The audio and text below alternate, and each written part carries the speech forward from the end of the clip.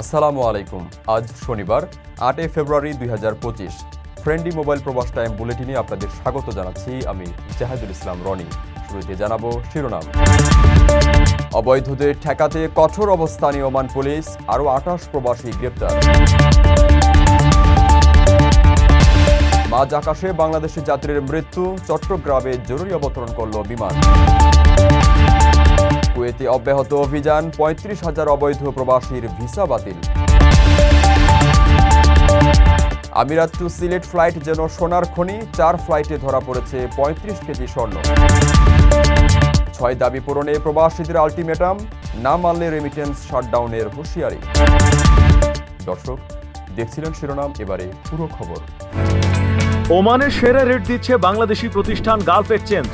প্রিয়জনকে টাকা পাঠাতে আজই আসুন আমাদের যে কোনো ব্রাঞ্চে অথবা কল করুন স্ক্রিনে দেয়া নাম্বারে। গালফ এক্সচেঞ্জ, বাংলাদেশিদের প্রিয় এক্সচেঞ্জ। ওমানে অবৈধভাবে প্রবেশের দায়ে ২৮ জন প্রবাসীকে গ্রেপ্তার করেছে সালালার স্পেশাল টাস্ক পুলিশ ইউনিট। গ্রেপ্তার হওয়া ব্যক্তিরা এশিয়ান এবং আফ্রিকান দেশগুলোর নাগরিক। তাদের বিরুদ্ধে প্রয়োজনীয় আইনগত ব্যবস্থা নেওয়া হচ্ছে বলে জানিয়েছে কর্তৃপক্ষ। রয়্যাল ওমান পুলিশ অবৈধ অভিবাসন ঠেকাতে কঠোর অবস্থান নিয়েছে। প্রবাসীদের সন্দেহজনক কার্যক্রম, বিশেষ করে অনুপ্রবেশ সম্পর্কিত যে কোনো তথ্য জানাতে বাসিন্দাদের অনুরোধ করেছে তারা। ইব্রায় গ্রেফতার করা হয়েছে আরও এক প্রবাসীকে। নিয়োগকর্তার বাসা থেকে বিপুল পরিমাণ স্বর্ণ গয়না এবং ডলার সহ বিদেশি মুদ্রা চুরি করে পালিয়েছিলেন ওই প্রবাসী। তার কাছ থেকে স্বর্ণের বার, নেকলেস এবং হাতের চুরি বালাসহ গহনার অন্যান্য উপকরণ উদ্ধার করা হয়। এছাড়া ডলারের কয়েক বান্ডেল নোটও উদ্ধার করে আল শারকিয়ার পুলিশ কমান্ড। এদিকে স্থানীয় এক ব্যক্তিকে খুনের ঘটনায় উত্তর আল বাতিনার খাবুরা এলাকা থেকে অভিযুক্ত ওমানিকে গ্রেপ্তার করেছে পুলিশ। হত্যার পর লাশ গুম করতে মরদেহ পুঁতে ফেলার চেষ্টাও করছিলেন তিনি।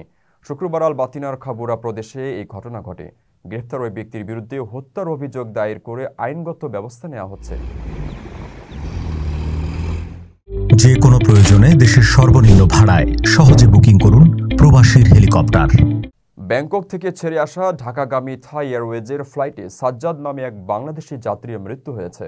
বিমানবন্দরের জনসংযোগ শাখা থেকে জানানো হয়, বৃহস্পতিবার রাতে চট্টগ্রাম শাহ আমানত আন্তর্জাতিক বিমানবন্দরে ঢাকাগামী বিমানটি জরুরি অবতরণ করলে সংশ্লিষ্ট চিকিৎসকরা প্রাথমিকভাবে ওই যাত্রীকে মৃত ঘোষণা করেন। ওই যাত্রী বিমান অবতরণের আগেই মারা গিয়েছিলেন বলে ধারণা করা হচ্ছে। ব্যাংকক থেকে ছেড়ে আসা ঢাকাগামী থাই এয়ারওয়েজের ফ্লাইটে এক বাংলাদেশি যাত্রীর মৃত্যু হয়েছে। ওই যাত্রীর নাম সাজ্জাদ। শুক্রবার সকালে বিষয়টি গণমাধ্যমকে নিশ্চিত করেছেন চট্টগ্রাম শাহ আমানত আন্তর্জাতিক বিমানবন্দরের জনসংযোগ কর্মকর্তা প্রকৌশলী ইব্রাহিম খলিল। বিমানবন্দরের জনসংযোগ শাখা থেকে পাঠানো তথ্যে জানানো হয়, বৃহস্পতিবার রাতে চট্টগ্রাম শাহ আমানত আন্তর্জাতিক বিমানবন্দরে ঢাকাগামী বিমানটি জরুরি অবতরণ করলে সংশ্লিষ্ট চিকিৎসকরা প্রাথমিকভাবে ওই যাত্রীকে মৃত ঘোষণা করেন।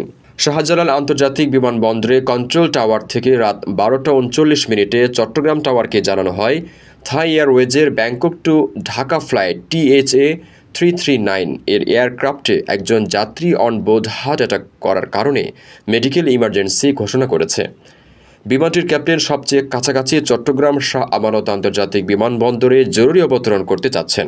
সাজ্জাদ নামের ওই যাত্রীর বিষয়ে তৎক্ষণাৎ চট্টগ্রাম বিমানবন্দরের টাওয়ার বিমানবন্দর পরিচালককে অবহিত করেন। রাত ১:৪০ বিমানটি চট্টগ্রামে নিরাপদে অবতরণ করে।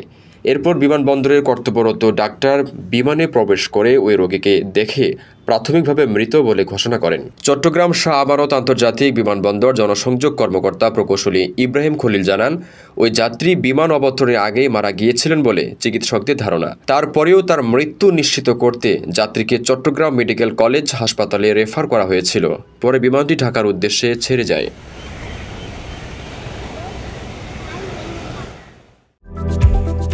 আকর্ষণীয় রেট ও দারুণ সব ডাটা বান্ডেল পেতে আজই ব্যবহার করুন ফ্রেন্ডলি সিম।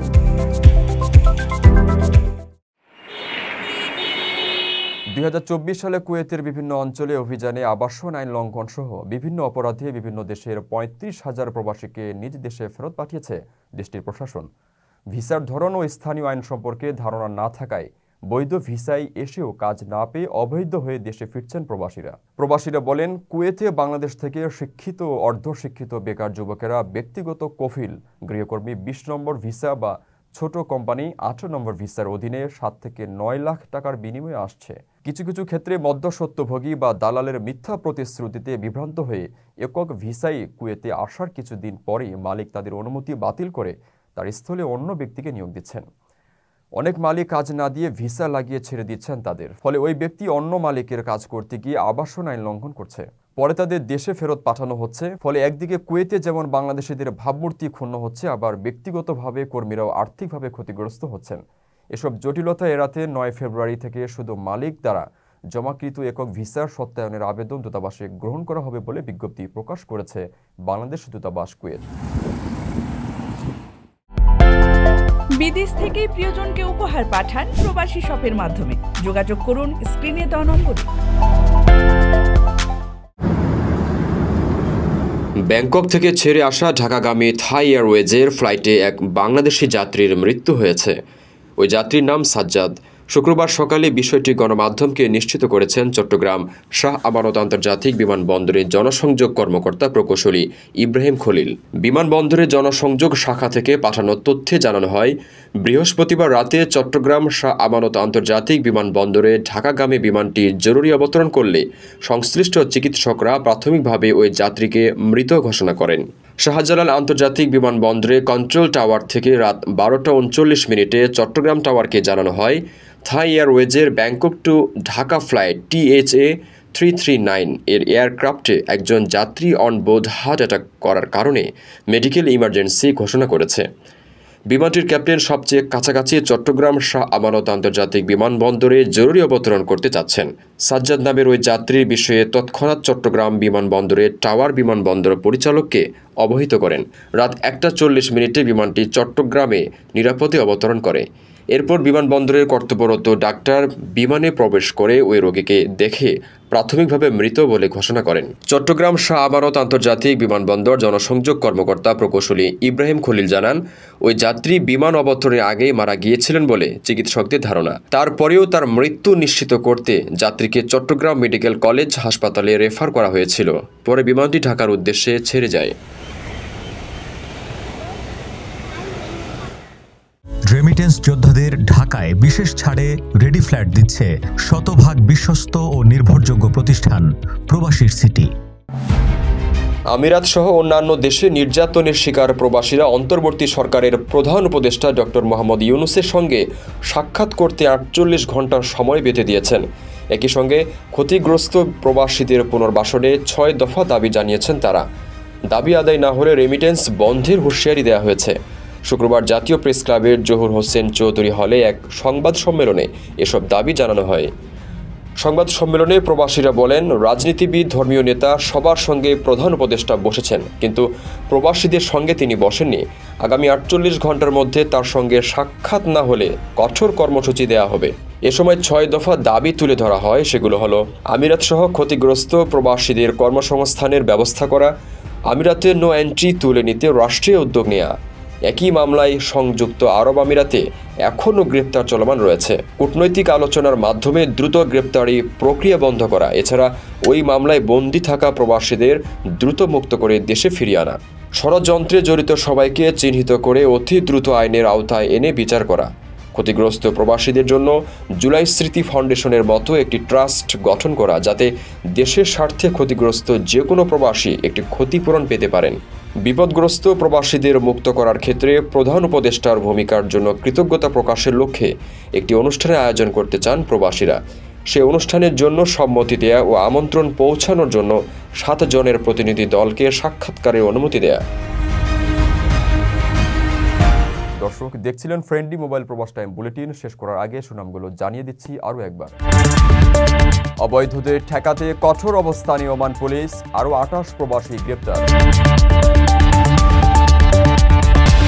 মাঝ আকাশে বাংলাদেশি যাত্রীর মৃত্যু, চট্টগ্রামে জরুরি অবতরণ করল বিমান। কুয়েতে অব্যাহত অভিযান, 35,000 অবৈধ প্রবাসীর ভিসা বাতিল। আমিরাত টু সিলেট ফ্লাইট যেন সোনার খনি, 4 ফ্লাইটে ধরা পড়েছে 35 কেজি স্বর্ণ। 6 দাবি পূরণে প্রবাসীদের আলটিমেটাম, না মানলে রেমিটেন্স শাটডাউনের হুঁশিয়ারি। এই ছিল ফ্রেন্ডলি মোবাইল প্রবাস টাইম বুলেটিনের আজকের আয়োজনে। প্রবাসের সর্বশেষ সংবাদ পেতে ভিজিট করুন www.probastime.net, সাবস্ক্রাইব করুন আমাদের ইউটিউব চ্যানেল এবং চোখ রাখুন ফেসবুক পেজে। পরবর্তী বুলেটিন দেখার আমন্ত্রণ জানিয়ে আজকের মতো বিদায় নিচ্ছি। আমি জাহাদুল ইসলাম রনি। সেই পর্যন্ত সবাই ভালো থাকবেন এবং নিরাপদে থাকবেন। আল্লাহ হাফিজ।